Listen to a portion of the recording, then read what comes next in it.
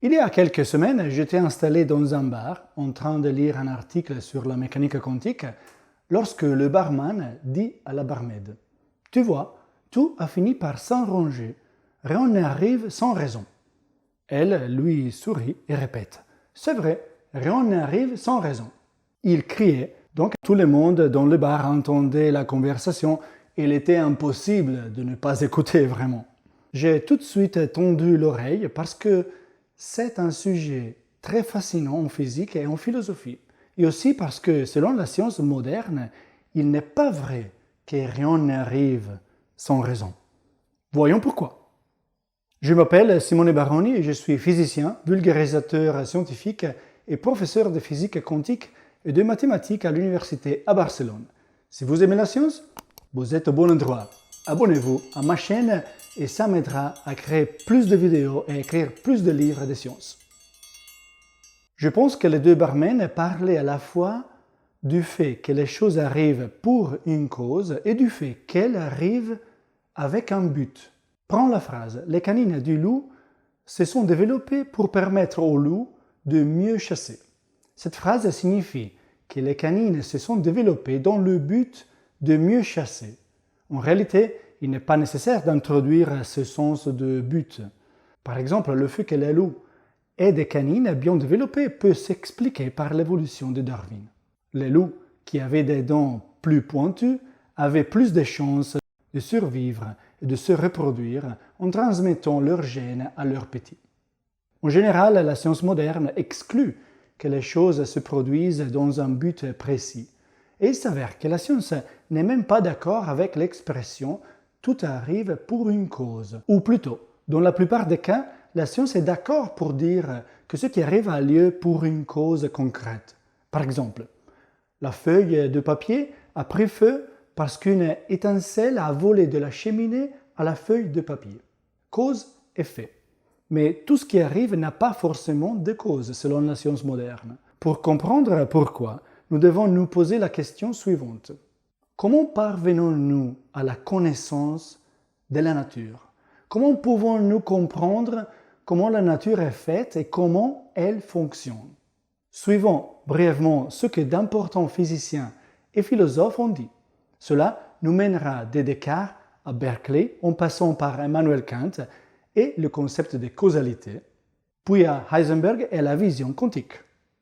Les philosophes grecs avaient toujours cherché à donner un sens au monde en recherchant une substance unique qui, prenant diverses formes, donnerait naissance à la grande variété de matériaux que nous observons dans la nature. Ils l'appelaient la substance primaire. Par exemple, selon Thalès, l'eau était l'élément dont tout est fait. Selon Anaximandre, un disciple de Thalès, en revanche, la substance dont tout descendait n'était d'aucun des éléments observables, mais devait être une substance infinie et éternelle. L'approche change radicalement avec Descartes, un philosophe et mathématicien français qui a vécu entre 1596 et 1650, un contemporain de Galilée en somme. Descartes voulait lui aussi trouver une description cohérente du monde entier.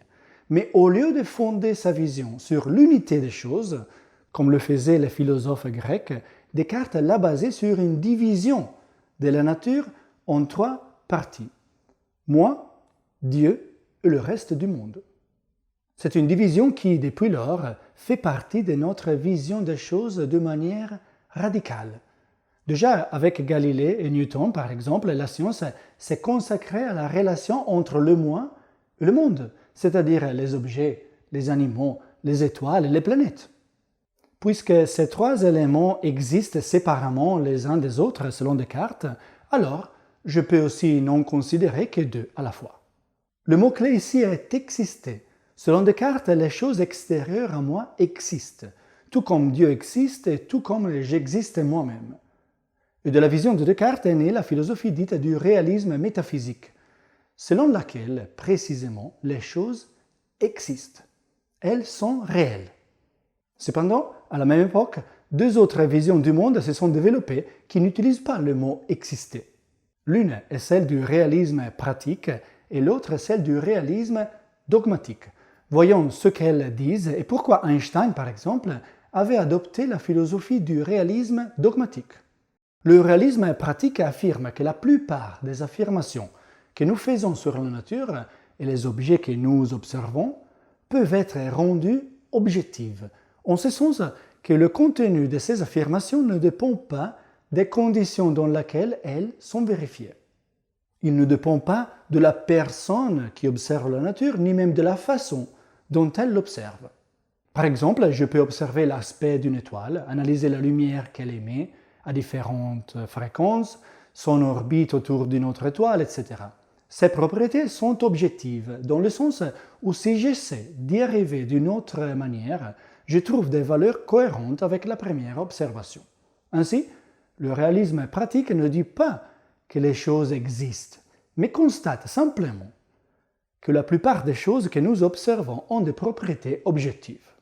Le réalisme dogmatique pousse le concept à l'extrême, en affirmant que toutes les déclarations que nous pouvons tirer des observations de la nature peuvent être faites objectivement. Einstein a adopté ce point de vue philosophique. En effet, selon lui, toutes les propriétés des objets et même des particules élémentaires sont objectives et n'ont pas besoin de dépendre de la situation dans laquelle elles sont vérifiées. Ainsi, le réalisme dogmatique a fait son chemin de 1600 à 1900 dans notre culture. Et c'est précisément sur la base du réalisme dogmatique qu'Einstein a attaqué la mécanique quantique sur plusieurs fronts et à plusieurs reprises. Je citerai deux phrases célèbres d'Einstein. La première dit « Croyez-vous vraiment que la Lune n'existe pas alors que je ne l'observe pas ?» et critique le fait que selon l'interprétation dite de Copenhague de la mécanique quantique, les propriétés des objets microscopiques ne seraient même pas définies avant de les observer. Et l'autre citation est « Dieu ne joue pas au dé ». En fait, voici une citation complète d'Einstein que je vous lis de mon livre à la page 266. Voici. Einstein dit que le Seigneur joue au dé, d'accord, mais qu'il parie selon certaines règles précises, cela dépasse mon entendement. Par cette déclaration, Einstein défend un monde déterministe et critique le fait que, selon la mécanique quantique, la science ne peut parfois faire que des prédictions probabilistes. Mais dans le même temps, les idées de Descartes, et notamment l'idée que les choses existent et sont réelles, sont critiquées par deux autres philosophes. John Locke, qui a vécu entre 1632 et 1704, et George Berkeley, qui a vécu entre 1685 et 1753. Avec ces deux philosophes, nous commençons à réfléchir de manière plus critique à la façon dont nous parvenons à la connaissance.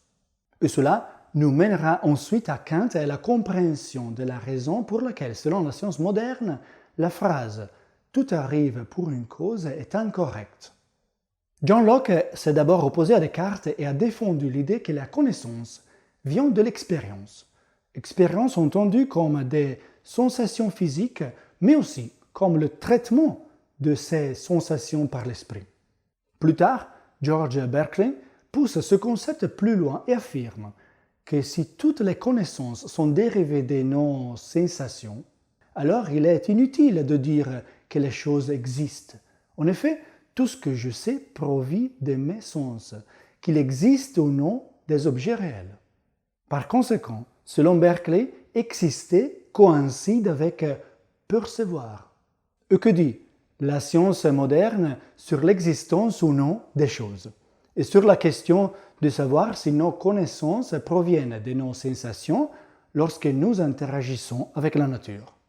Suivons ce que Heisenberg, l'un des pères de la mécanique quantique, a dit en 1958. Selon Heisenberg, nous pénétrons le mystère de la nature à l'aide d'outils spécifiques, par exemple la dynamique de Newton, la mécanique quantique, le principe d'indétermination, etc.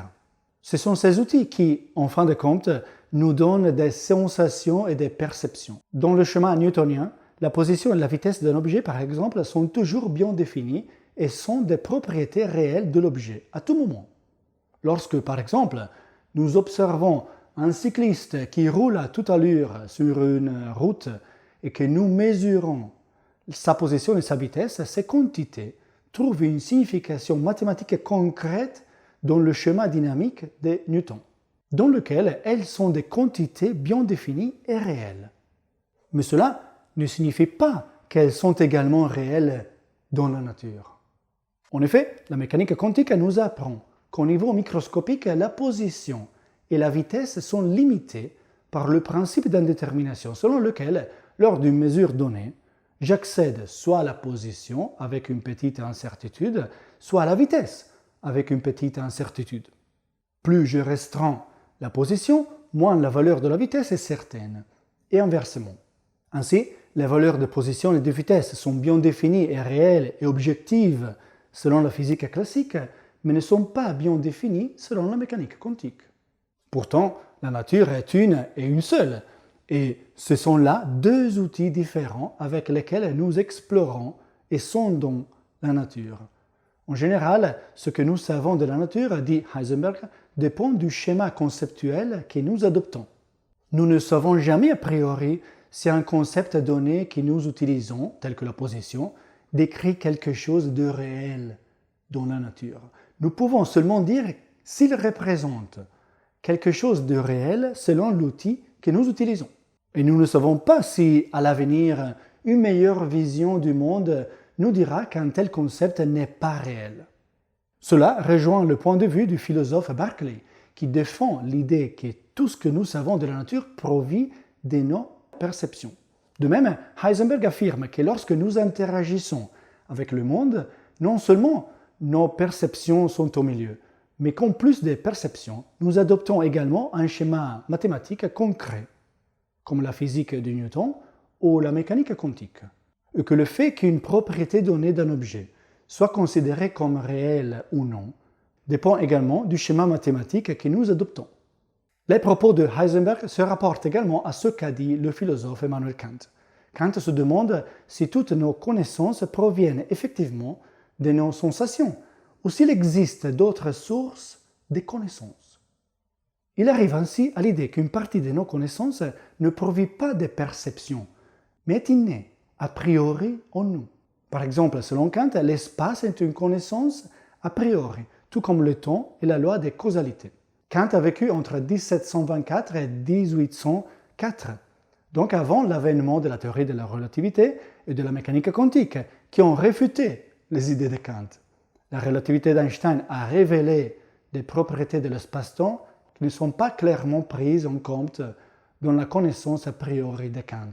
Et la mécanique quantique a réfuté le fait que la loi des causalités, c'est-à-dire que tout ce qui arrive doit nécessairement avoir une cause, est vrai. Kant, en fait, dit que chaque fois que nous voyons quelque chose se produire, nous supposons qu'il y a un autre événement qui en est la cause, et qu'il existe certaines lois de la nature qui mettent en relation la cause et l'effet. Et pour faire de la science, toujours selon Kant, nous devons toujours nous appuyer sur ce concept de causalité. En physique atomique, cependant, ce n'est plus vrai. Prenons un atome radioactif, par exemple un atome de radon 222, naturellement présent dans l'air. Il se désintègre en polonium 218 en émettant une particule alpha, c'est-à-dire un noyau d'hélium 4 avec 2 neutrons et 2 protons. Nous ne pouvons pas prédire quand un atome de radon donné se désintégrera. Nous pouvons seulement dire qu'en moyenne, un atome de radon met 5516 jours à se transformer en polonium.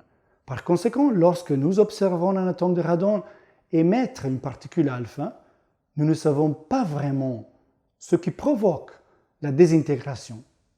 Mais malgré cela, la mécanique quantique est toujours capable de faire de la science, même sans le concept de causalité. Nous pouvons faire des prédictions sur un grand nombre d'atomes de radon sans parler de ce qui cause leur désintégration. Par exemple, à partir d'un certain nombre d'atomes de radon 222, nous pouvons prédire avec une certaine marge combien d'entre eux se seront transformés en polonium 218 au bout d'un certain temps, sans savoir ce qui cause la désintégration de chaque atome. Il s'agit d'une prédiction quantique probabiliste. Cela n'était pas possible avec Newton. Pour parler du mouvement d'une planète autour du Soleil, Newton doit décrire la cause. Dans ce cas, il s'agit de la force de gravité entre la planète et le Soleil. Selon Heisenberg, si la mécanique quantique est une théorie complète, je le répète, si la mécanique quantique est une théorie complète, alors on ne pourra jamais trouver de cause à la désintégration radioactive d'un atome. Par conséquent, tout n'arrive pas pour une raison. Tout n'a pas de cause. Si vous souhaitez en savoir plus sur la mécanique quantique, non seulement sur la physique, mais aussi sur l'histoire et la philosophie du monde quantique, je vous recommande de lire mon tout nouveau livre, La mécanique quantique, volume 1, la première révolution quantique. Le voici. Il s'agit d'un ouvrage en 3 volumes dont le premier est déjà disponible et qui vous accompagne de la naissance de la mécanique quantique jusqu'au principe d'indétermination de Heisenberg. C'est un livre accessible à tous et qui ne nécessite aucune connaissance préalable, car je l'écris partant de zéro et en utilisant un langage simple. J'ai également inclus 69 figures et schémas que j'ai dessinés, comme celui-ci. Je vous laisse le lien vers le livre dans la description. Ciao et à bientôt avec un nouvel épisode de Pépites de Science.